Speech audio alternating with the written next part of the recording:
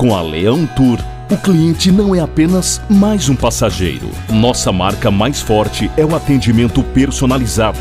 Dos itinerários mais longos a viagens mais curtas, a Leão Tour oferece os destinos mais diversos, aconchegantes hospedagens e roteiros de entretenimento que cabem no seu orçamento. Se viajar é um prazer, com a Leão Tour, este prazer não tem limites. Acesse leãotourmilhas.com.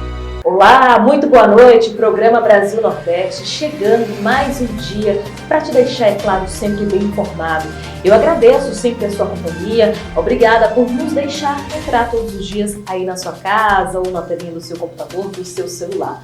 Hoje, quinta-feira, dia 6 de maio, dia do cartógrafo. Essa data foi escolhida pela Sociedade Brasileira de Cartografia, em homenagem ao mais antigo trabalho cartográfico feito no Brasil, registrado pelo mestre João, astrônomo pertencente à frota de Pedro Alves Cabral.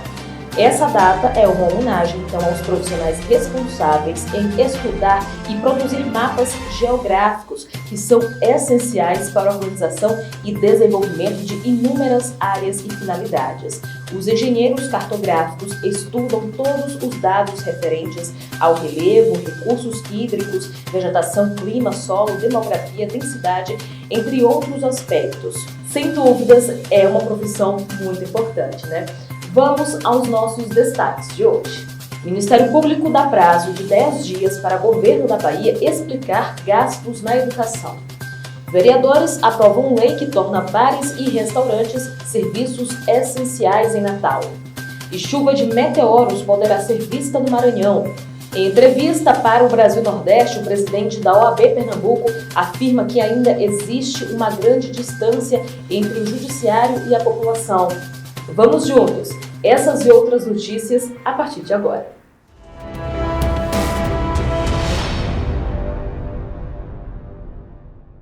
Vamos começar hoje girando pela Bahia. A Rita Brandão conta pra gente que o Ministério Público deu um prazo de até 10 dias para o governo do estado explicar gastos na educação. Rita, bem-vinda, boa noite para você. Boa noite, Camila, boa noite, Sandro de Moura, boa noite a todos os telespectadores do Com Brasil Nordeste. O Ministério Público Federal deu um prazo de 10 dias para que o governo da Bahia, por meio da Secretaria de Educação, preste informações como utilizou os recursos da educação gastos entre os anos de 2020 e 2021. O documento foi assinado no dia 30 de abril pelo procurador Fábio Conrado Loura e foi publicado ontem, na quarta-feira, no Diário Oficial. Em um dos trechos do documento diz: ordeno à Secretaria de Educação da Bahia, requisitando que informe de maneira concreta e objetiva como os recursos passados pela União e destinados à educação foram aplicados no ano de 2020 pelo Estado da Bahia e como se dará o seu emprego no ano de 2021, devendo explicar se as unidades escolares foram devidamente adaptadas para o atendimento dos critérios de segurança sanitária prevista. E olha só, a aplicação da segunda dose da vacina Coronavac foi suspensa na Bahia. Rita Brandão. Está suspensa a aplicação da segunda dose da Coronavac em Salvador a partir de hoje, quinta-feira. De acordo com a Prefeitura, o motivo é a falta do imunizante. Por meio de nota, a Secretaria Municipal da Saúde informou que aguarda o governo federal enviar um novo lote para regularizar a situação na capital baiana e assim realizar o fechamento do esquema vacinal daqueles que já receberam a primeira dose. Apesar da suspensão nos pontos de vacinação, a imunização domiciliar através da vacina Express está mantida para a segunda dose da Coronavac nesta quinta-feira. A segunda aplicação das doses da vacina Oxford também segue sem restrição. Pois é, essa segunda dose da Coronavac, ela foi suspensa em vários estados brasileiros e isso gerou um grande transtorno. Por exemplo, na semana passada, no sábado, se eu não me engano, eu presenciei, inclusive, pessoas que estavam atrás da segunda dose da Coronavac aqui no Distrito Federal, na capital do país, e não encontravam. Lembrando que existe aí um prazo máximo, né, para tomar a segunda dose, que é entre 21 dias a 28 dias. E se ultrapassar esse prazo já não é bom, segundo o próprio Ministério da Saúde. Pois é, de fato, então, a falta da segunda dose tem gerado muito transtorno. E olha só, a Prefeitura se reuniu novamente com o sindicato e pediu para que a categoria retorne para as salas de aula. Rita Brandão. O prefeito de Salvador, Bruno Reis, recebeu novamente a diretoria do Sindicato dos Professores nesta quarta-feira, dia 5, para apresentar os avanços da vacinação dos trabalhadores da educação e pedir que a categoria retorne para as salas de aula.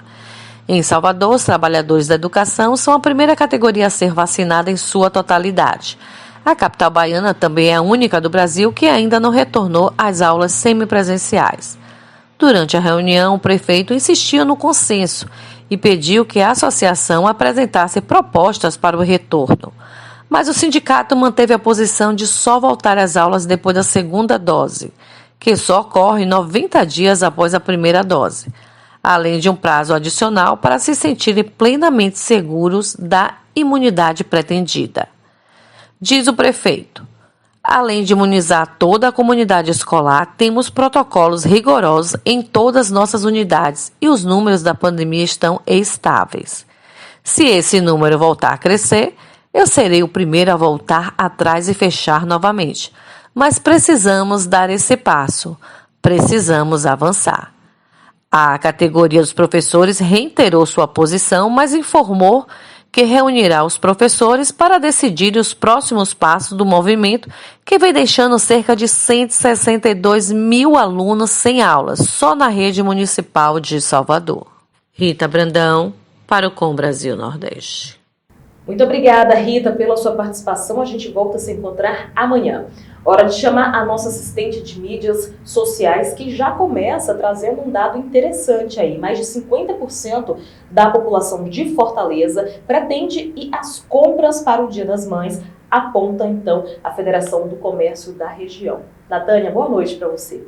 Olá, Camila. Olá, Sandro. E boa noite a você que está nos assistindo. O Dia das Mães, que será no próximo domingo, dia 9, deve levar 51,7% dos fortalezenses às compras, mesmo durante a pandemia. É o que aponta a pesquisa realizada pelo Instituto de Pesquisa e Desenvolvimento do Ceará, da Federação do Comércio de Bens, Serviços e Turismo do Estado. Além das compras, a maioria dos fortalezenses, 60,4%, afirma que pretende comemorar a data de alguma forma. A segunda data comemorativa, mais importante para o comércio, deve movimentar um volume de 370 milhões de reais em todo o Ceará. Conforme a Confederação Nacional do Comércio, essa projeção é o segundo melhor resultado do Nordeste, perdendo apenas para a Bahia. A pesquisa da FEComércio entrevistou 585 fortalezenses com idade igual ou acima de 18 anos. Além da maioria que pretende ir às compras devido à data, também estão 26% que não definiram se farão alguma compra e 22,3% que não pretendem comprar. E olha, a Natânia Mello fala agora que professores da rede estadual de Sergipe e de 74 municípios decretaram greve contra o retorno das aulas presenciais. Natânia Mello. Professores da rede estadual e dos municípios sergipanos, exceto Aracaju, decidiram entrar em greve contra o retorno das aulas presenciais, agendado para o dia 10 de maio. De acordo com o Sindicato dos Trabalhadores em Educação Básica de Aracaju, as aulas remotas continuarão sendo ministradas. A volta às aulas deve ocorrer, segundo o governo, para o primeiro e segundo ano do ensino fundamental, no caso da rede estadual, e para quaisquer outras turmas das redes municipais, conforme decisão de cada prefeitura. Dados do censo escolar apontam que em 2020 foram matriculados cerca de 44 mil estudantes nessas séries. Atualmente, creches e pré-escolas funcionam presencialmente no estado. O sindicato informou que a categoria espera que os gestores municipais não iniciem as aulas presenciais, continuem com o trabalho remoto e garantam as condições necessárias para que elas sejam ministradas pelos educadores e acessadas pelos estudantes. Uma ação será judicializada para tentar impedir o retorno. Segundo a assessoria de comunicação, só haverá retorno às salas de aula após a vacinação. Olha, esse pedido de greve dos professores da rede estadual de ensino da região é um pouco contraditório, porque os professores da rede particular estão pedindo para voltar e os da rede pública não querem que as aulas retornem. O que está acontecendo, né? Dá ou não dá para retornar às salas de aulas? Os meus filhos retornaram para as salas de aula no mês de janeiro. Tudo bem, tudo tranquilo? As escolas estão seguindo as medidas de segurança. A gente precisa entender, né, se de fato o governo vai dar suporte, então, para que as escolas públicas retornem. Se der suporte, eu não vejo problema nenhum. Agora, por que continuar parado se o ensino remoto traz muita dificuldade para quem está tentando assistir a aula em casa, né? Principalmente para uma criança que precisa estar na sala de aula para entender melhor o conteúdo. Então, realmente é um pouco contraditório, na minha opinião. Seguimos aqui, olha só. Vereadores aprovam lei que torna bares e restaurantes serviços essenciais, isso em Natal, não é isso, Natânia? A Câmara Municipal de Natal aprovou nesta terça-feira 4, em segunda discussão, um projeto de lei que torna bares, restaurantes e similares serviços essenciais na capital potiguar. O documento agora segue para a sanção do prefeito Álvaro Dias. De acordo com a lei, em caso de calamidade pública ou estado de emergência, o município poderá estabelecer protocolo de segurança, definindo limitação do número de pessoas e horário de funcionamento do comércio, além de outras regras de proteção à saúde e medidas sanitárias para garantir o distanciamento social. A Câmara de Vereadores de Natal já aprovou projetos que tornaram igrejas, academias e atividades escolares como serviços essenciais na capital potiguar. Os projetos viraram lei após a aprovação do prefeito Álvaro Dias. Obrigada, Natânia. A gente se encontra já no Giro dos Governadores no próximo bloco. Seguimos aqui porque tem mais informações para você. Olha, nesta quinta-feira, os moradores lá do Maranhão, especialmente, São Luís, terão a oportunidade de ver, gente, uma histórica chuva de meteoros. Dá para acreditar? Veja só. Pois é, tudo indica então que esse fenômeno vai passar por São Luís do Maranhão. Segundo o pesquisador de física da Universidade Federal do Estado, Antônio Oliveira, São Luís está em uma posição privilegiada para ver este fenômeno. No entanto, tudo vai depender das condições do clima e da localização do espectador. O professor disse que para a observação da chuva dos meteoros não precisa de equipamentos especiais, mas eles são muito rápidos. Basta olhar para o céu noturno, em especial a população de São Luís, que está localizada ali na região do Equador geográfico. No entanto, o tempo está muito fechado. Ainda segundo o professor, o melhor horário para ver a chuva de meteoros será da meia-noite até o amanhecer. Para a visualização, o local precisa estar escuro e sem muita luz. O lugar ideal seria uma praia, mas nos centros urbanos também é possível enxergar. Isso se o tempo estiver bom e sem nuvens. As chuvas de meteoros advêm da atração gravitacional da Terra, com o resultado de distritos deixados por alguns cometas ou corpo celeste. No caso específico desta quinta-feira, a chuva acontece em consequência dos distritos deixados pelo cometa Halley em sua passagem em maio de 1910. Dá para acreditar? Bom, eu estou aqui torcendo para que os moradores, lá de São Luís, os ludovicenses, consigam ver essa chuva histórica então por lá. Olha, e se essa chuva aconteceu hoje à noite mesmo, a gente promete então mostrar como é que foi, Se der para ver alguma coisa, a gente tenta mostrar aqui amanhã então. E olha só, gente, agora uma notícia importante. O governo federal decidiu flexibilizar temporariamente algumas leis trabalhistas devido à pandemia da Covid-19. Eu vou te explicar então como é que está essa mudança temporária. Então é preciso ficar atento a essas mudanças, porque a medida provisória 1046 já está valendo desde o último dia 28 e permite, por exemplo, que as empresas antecipem feriados e férias, adiem o pagamento do FGTS e usem o banco de horas para deixar o funcionário mais tempo na casa. A proposta é semelhante à medida provisória editada pelo governo federal no ano passado, assim como em 2020 a tentativa é atenuar os impactos da pandemia. Entenda, então, como os trabalhadores podem ser afetados com essa nova medida provisória válida por 120 dias.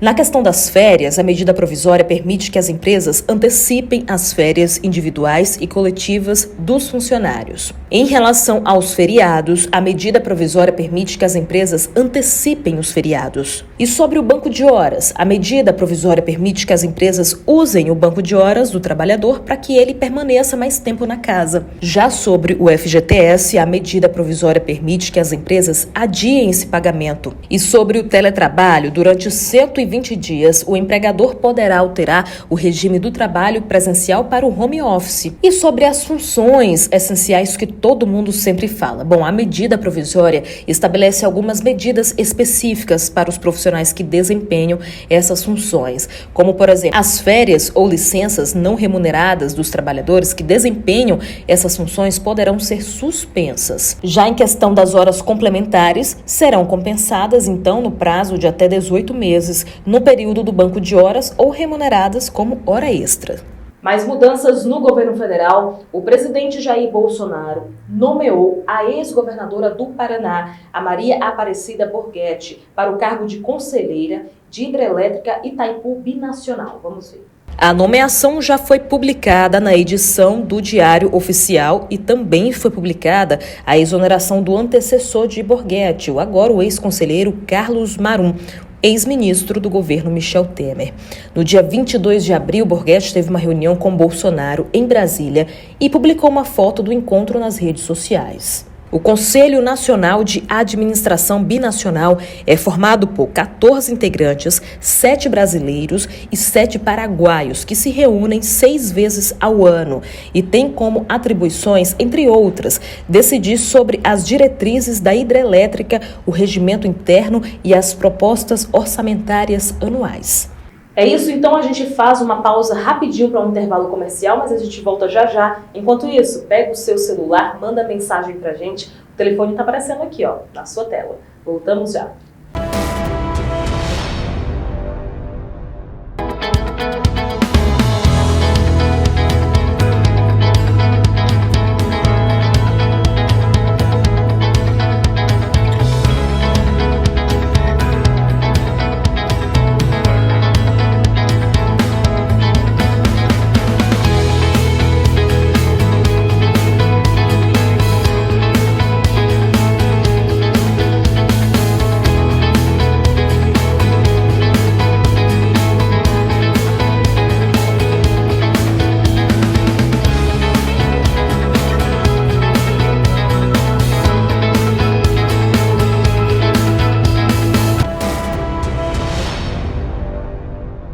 Estamos de volta e olha só, em entrevista para o programa Brasil Nordeste, o presidente da OAB Pernambuco afirmou que ainda existe uma grande distância entre o judiciário e a população. Quem conversou com o presidente da OAB foi o nosso colega, o jornalista Marcelo Jorge. Marcelo, boa noite para você, boa noite também para o presidente da OAB. Olá, muito boa noite, Camila Castro, muito boa noite, Sandro de Moura, muito boa noite toda a equipe Brasil Nordeste aí em Brasília e, claro, os nossos espectadores em todo o país que pela TV Com diariamente de segunda a sexta-feira, sempre esse horário às 6 da tarde, acompanham o nosso programa. Olha, nós conversamos com o presidente da Ordem dos Advogados do Brasil em Pernambuco, o doutor Bruno Batista, exatamente sobre esse período de pandemia, sobre o trabalho do advogado nesse período com tantas dificuldades, com o fechamento de fóruns, enfim, com a dificuldade que o cidadão tem hoje em acessar a justiça. Vamos escutar um pouco do que diz o doutor Bruno Batista. Além das 400 mil vidas que nós já perdemos por conta da pandemia, as dificuldades têm sido agravadas por conta desse momento difícil que todos nós enfrentamos. Mas a OAB tem lutado para que a advocacia tenha mais condições de trabalho durante esse momento. Por exemplo, a dificuldade de acesso aos fóruns. É indispensável para o advogado ter acesso ao fórum para despachar o seu processo. E o judiciário tem se fechado muito nesse momento. E é muito importante, e a gente vem cobrando, que disponibilize acessos digitais. Por que não ter um WhatsApp? Por que não ter um balcão virtual para o atendimento? Porque os processos ficam emperrados. Isso realmente é algo que tem complicado a vida da advocacia e, por consequência, da sociedade. Mas a luta da OAB é contínua. Fomos ao CNJ, estamos oficiando sempre, cobrando do judiciário a agilidade que é imprescindível para que o cidadão seja bem atendido. No seu entendimento, os juízes estão longe da população? Ainda há uma distância muito grande do judiciário para a população. Nós entendemos a necessidade de preservação da vida, que é o bem mais precioso, dos magistrados, dos servidores, dos usuários do sistema judicial. Mas não há sentido, por exemplo, nós temos aí 1 ano e 3 meses de pandemia e não temos ainda digitalizado a íntegra dos processos físicos que ainda existem.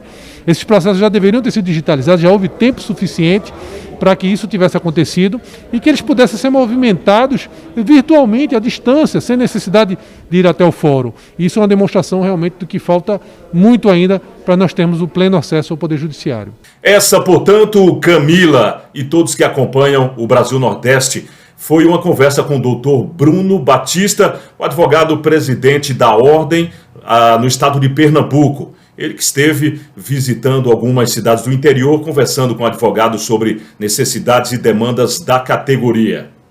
Para o Com Brasil Nordeste de Pernambuco, Marcelo Jorge. Marcelo, muito obrigada por nos trazer essa entrevista importante com o presidente da OAB de Pernambuco. E hoje foi o terceiro dia da comissão da CPI da Covid-19.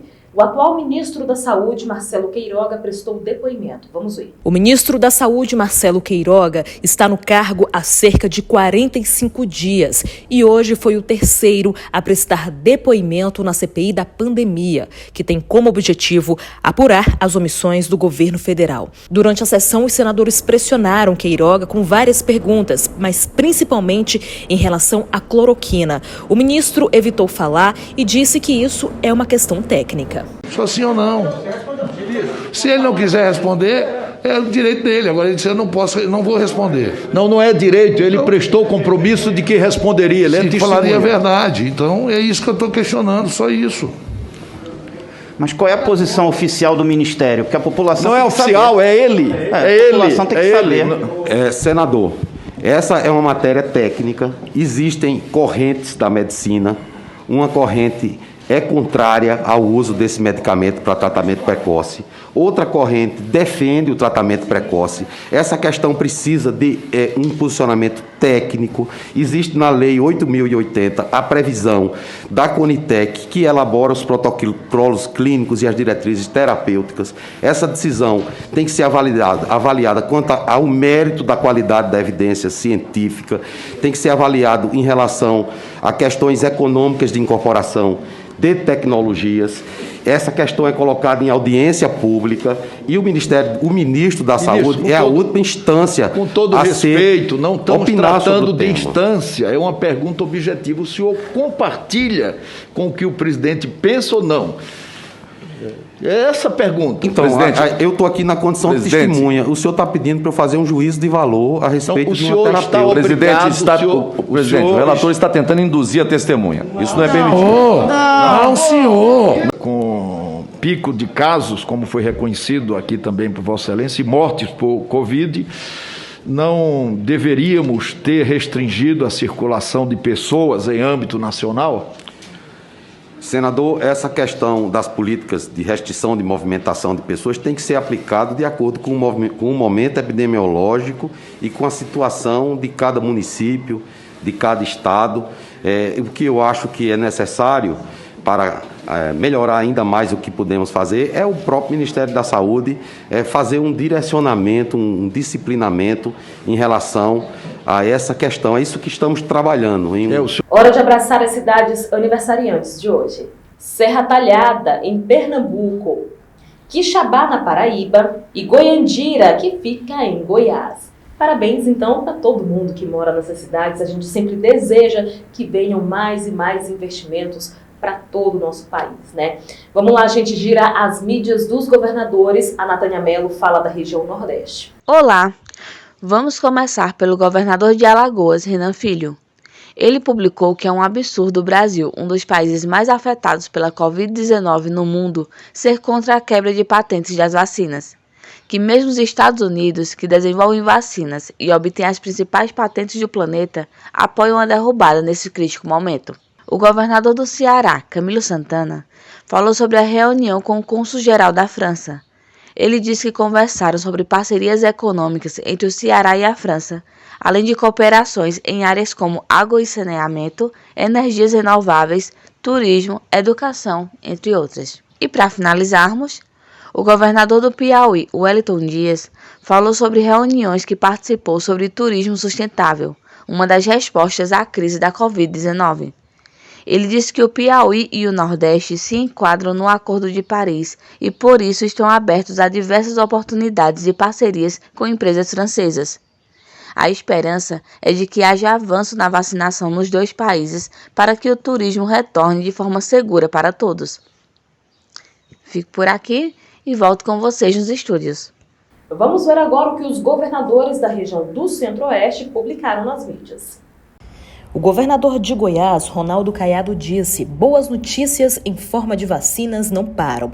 Amanhã, mais 132 mil doses da vacina AstraZeneca chegam ao estado. Esses imunizantes serão usados na primeira dose de pessoas com comorbidades. O trabalho continua para vacinarmos todos os goianos e goianas.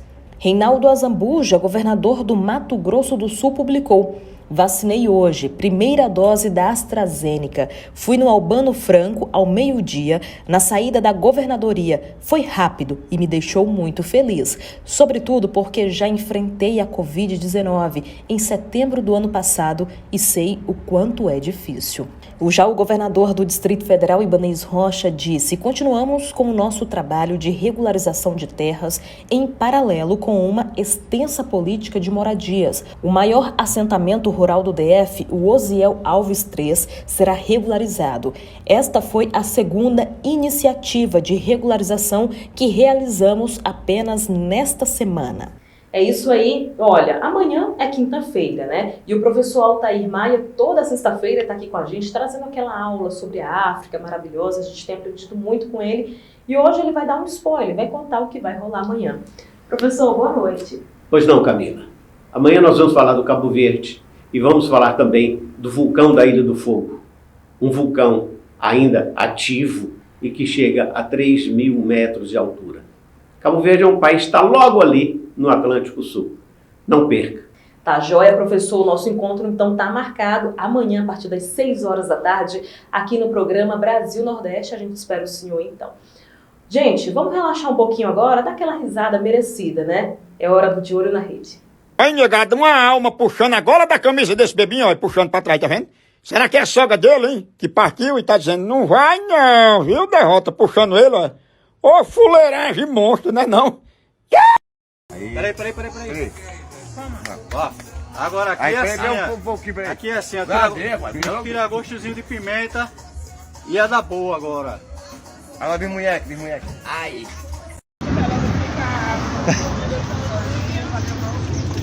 Caraca, neném. Agora manda lá.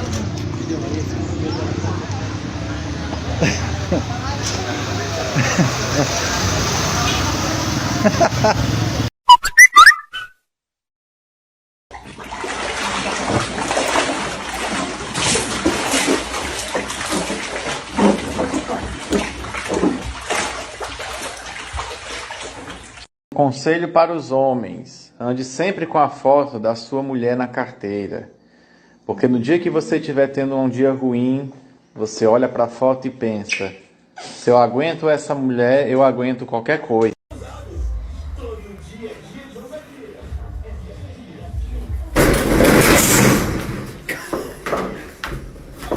Que é isso aí? Divórcio. Divórcio? Pra quê? Ou você prefere eu ou o celular? Pega a caneta lá que eu vou assinar esse negócio então.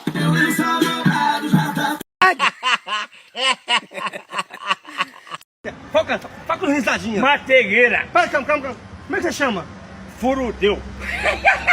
Muito obrigada pela sua companhia, por hoje é só, mas amanhã tem muito mais. A gente sempre está aqui tentando trazer o melhor da informação para você, da região Nordeste e também as informações políticas.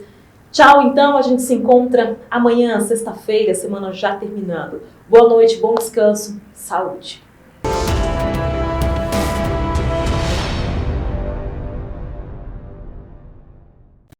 Com a Leão Tour, o cliente não é apenas mais um passageiro. Nossa marca mais forte é o atendimento personalizado.